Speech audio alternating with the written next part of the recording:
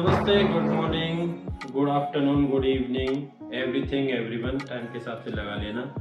तो मैं आप सभी का वेलकम स्वागत करता हूं इस नए यूट्यूब चैनल पर जिसका नाम है नाम का पायलट। इस चैनल का नाम ही नाम का पायलट है, समझ लो ना। तो जैसा कि मैं बता रहा हूँ, नाम का पायलट इसीलिए है क्योंकि हम लोग सिर्फ नाम से पायलट हैं, काम से लोको पायलट हैं। तो जैसा कि एक नॉर्मल वो है, सबकी थिंकिंग है, पायलट जो है एरोप्लेन उड़ाते हैं, एयरप्लेन ही चलाएंगे। तो जो लोहपतगामिनी या ट्रेन जो कहते हैं ना, उसके भी चालकों, उनके भी जो है चलाने वालों को पायलट ही कहा जाता है इंग्लिश में। तो हम बस नाम के पायलट हैं, थोड़ा सा इसीलिए बस मैं कहना चाहता हूँ। हाँ, तो मैं नाम का पायलट हूँ पर चलाऊंगा असलियत में ट्रेन चलाऊंगा, आने वाले टाइम में जरूर चलाऊंगा और टाइम से भी पहुंचाया करूंगा, ये मेरा वादा है।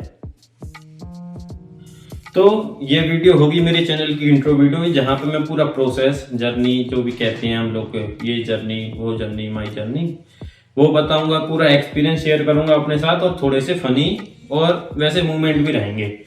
तो मेरा नाम है गगन माथुर और मैं हाल ही में इंडियन रेलवेज में NFR जोन से एक लोको पायलट सिलेक्टेड हूँ, ठीक है।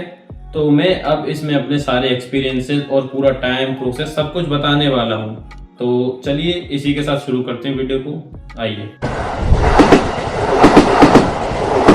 आधे इंडिया की तरह मैं भी गवर्नमेंट जॉब की प्रिपरेशन कर रहा था और फाइनली आके एक जॉब मिल ही गई। अब वो कैसी है कैसी नहीं, उससे मुझे फर्क नहीं पड़ता है, बस एक जॉब है, मैं सेटिस्फाइड हूँ आराम से।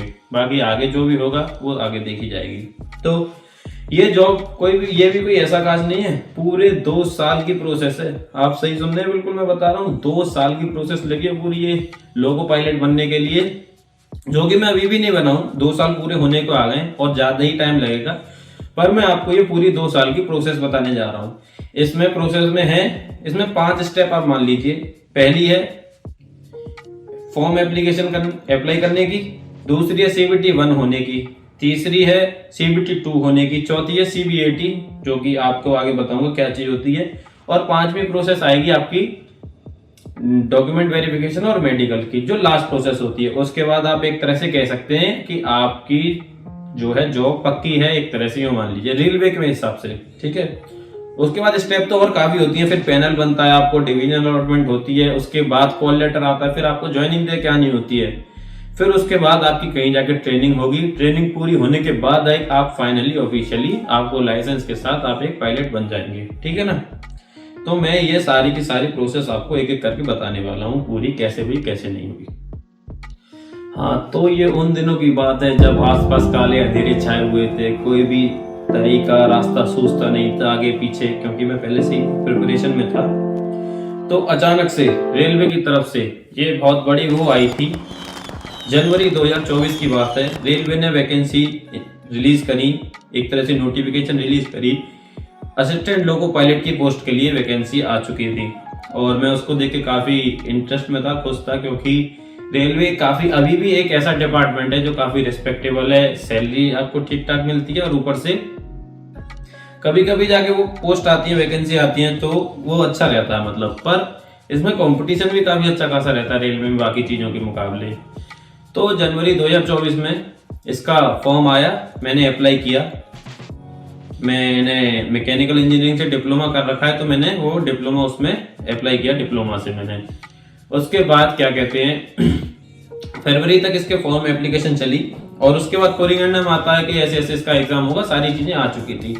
पर वही रेलवे का एग्जाम में 6 साल बाद वैकेंसी आई है, तो डिले, ये डिले, वो डिले होते रहे, और होते होते पूरे 9 महीने बाद 9 महीने बाद नवंबर में जाके इसका एग्जाम हुआ।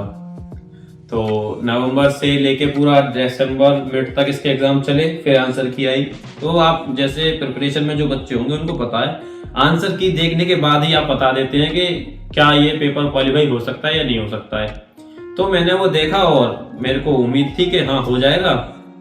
तो जैसे तैसे इसका जनवरी या फरवरी में करीब इसका रिजल्ट आया, और मेरे पे 75 मार्क्स थे आउट ऑफ 75, वो नॉर्मलाइजेशन हो गए, इतने हो गए थे। तो फिर इसका CBT 2 होने को आया, और अचानक से रेलवे ने ये एकदम रश कर दिया, और मार्च में शायद एग्जाम रख दिया था। और ये काफी जल्दी था। और उसमें CBT 2 में जो है 2 पार्ट होते हैं, एक नॉन टेक्निकल एक टेक्निकल। टेक्निकल जो है मेरा थोड़ा सा वीक हो चुका था क्योंकि काफी टाइम हो गया था डिप्लोमा कंप्लीट करे हुए, पर नॉन टेक्निकल पे एकदम जो है शार्पन एज हो चुकी थी बिल्कुल, क्योंकि मैं काफी टाइम से तैयारी कर ही रहा था। तो मुझे नॉन टेक्निकल की चिंता ना होकर टेक्निकल की चिंता थी और मैंने उसके लिए थोड़ा बहुत किया। पर बाई चांस ये अच्छा ही हुआ था एक तरह से कि वो पेपर जो है कैंसिल होकर डिले हो चुका था। तो वो पेपर डिले हुआ, फिर वो पेपर जाके मई में हुआ। मई में मैंने दिया वो पेपर और काफी अच्छे स्कोर था मेरा, जो कि मैं आपको ये दिखा देता हूँ। ये मेरा स्कोर कार्ड है। और फिर उसके बाद स्कोर कार्ड रिलीज हुआ और रिजल्ट आया।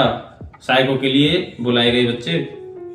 साइको 2 फेज में हुआ था कुछ टेक्निकल इश्यूज की वजह से। तो मेरा साइको जो है फर्स्ट फेज 15 जुलाई को हो चुका था, दूसरा फेज 31 अगस्त को हुआ था।